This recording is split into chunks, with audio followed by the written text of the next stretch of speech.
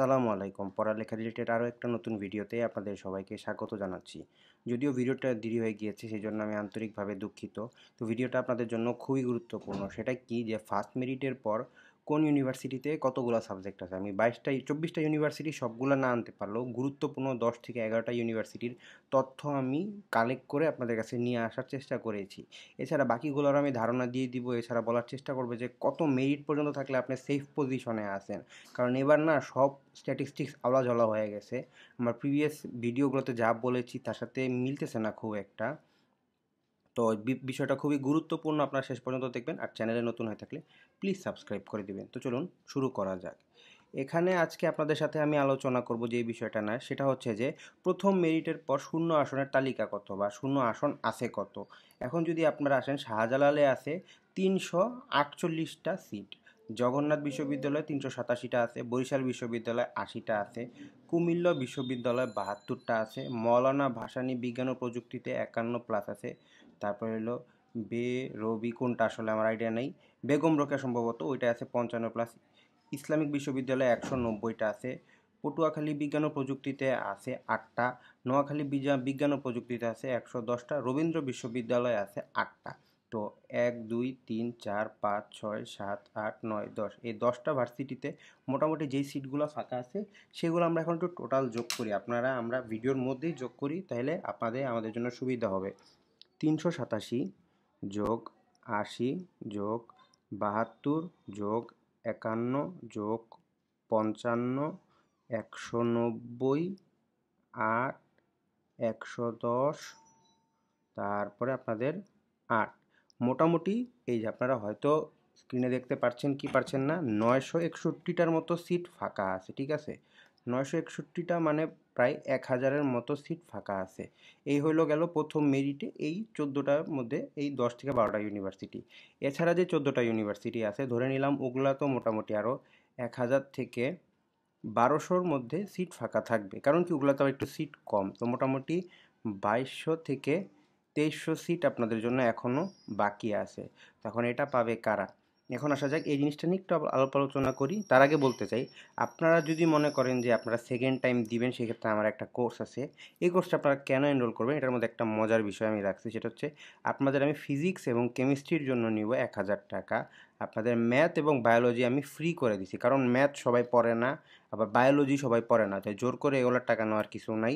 তো আপনারা যেটা পড়বেন ওইটার জন্যই আপনাদের বরাদ্দ থাকবে, 2টার ক্লাসই থাকবে। আপনার যেটার ভালো লাগবে ওইটা আপনি করে নেবেন। ডিসাইড করার জন্য সময় তো আপনি পাইতেছেনই। তো ফিজিক্স আর কেমিস্ট্রিটা যেহেতু লাগে, 1000 টাকা দিয়ে কোর্সটা এনরোল করলে আপনার ফুল টাইমের জন্য এনাফ। আপনারা নতুন করে কোনো টাকা পয়সা দেওয়া লাগবে না, কিছু লাগবে না।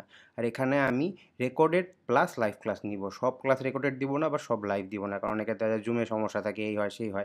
আর জুমে ক্লাস নেওয়ার চেষ্টা করব, আমি যে কাজটা করব রেকর্ডেড করে আপনাদের সামহ আপনাদের কাছে পৌঁছায় দিতে, যাতে আপনারা প্রতিদিন শেষ করে ফেলেন।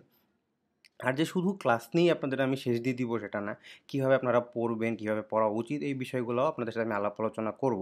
টোটাল আমি আপনাদের গাইডলাইন দিয়ে আগায় নিয়ে যাব। ঠিক আছে, তো আশা করি আপনাদের যদি দরকার পড়ে আপনারা কোর্সটা এনরোল করতে পারেন।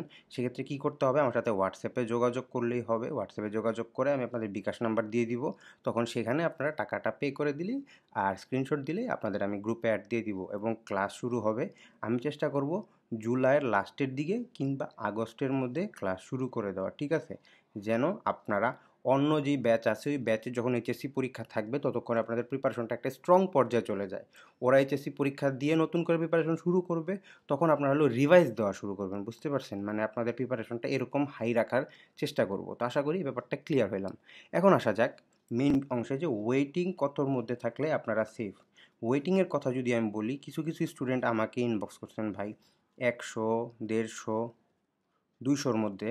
যারা এর মধ্যে আছেন তারা কিছুটা সেফ, যারা 100-র মধ্যে আছেন তারা একটু বেশি সেফ, আর 100-র নিচে যারা আছেন ধরেন 90, 85, 87, এতে যারা আছেন তারা অনেক বেশি সেফ। আর কিছু কিছু সাবজেক্ট আছে যেগুলাতে আপনি মনে করেন যে ধরেন আপনার 100 আছে কিন্তু ওই সাবজেক্টটা খুব একটা ফেমাস না, বা 300ও আছে ওই সাবজেক্টটা খুব একটা ফেমাস না। এটা 300 হওয়ার কারণ কি, ওই ছেলেটা ওটা পড়বে না, জাস্ট সে নিশ্চয়ন করে যাতে তার উপরের দিকে আসে। অনেকে আছে এখন নিশ্চয়ন করবে, করার পর দেখবে তার উপর দিকে আসছে আসে নাই, এই জিনিসগুলোর উপর হলো নির্ভর করে। আবার অনেকে আছে নিশ্চয়নও করে নাই। ঠিক আছে, কারণ দেখা যাবে কি 20% স্টুডেন্ট নিশ্চয়নও করে নাই। এটার কারণে আপনার যাদের সিটটা বরাদ্দ হয়ে আছে ওই স্টুডেন্টের নামে, যেহেতু নিশ্চয়ন করেন নাই, নেক্সট মেরিটে ওরা বাদ চলে যাবে, তখন আপনার কাছে ওটা চলে আসবে। তো মোটামুটি 200-র মধ্যে যারা আছেন তারা মোটামুটি আশা রাখতে পারেন।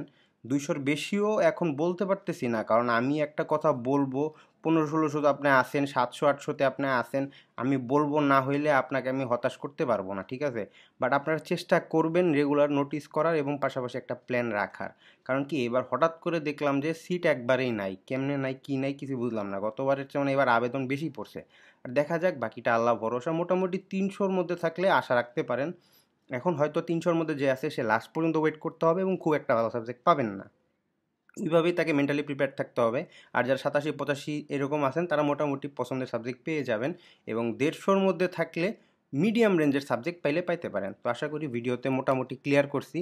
আর মেরিট কবে দিবে এগুলা নিয়ে যদি দরকার পড়ে আমি কালকে একটা ভিডিও আনবো, আর এক্সক্লুসিভ একটা ভিডিও আসতেছে কৃষি গুচ্ছের জন্য। ভিডিওটা সবাই দেখবেন, ওই আমন্ত্রণ জানাই আজকে ভিডিও শেষ করি। আসসালামু আলাইকুম।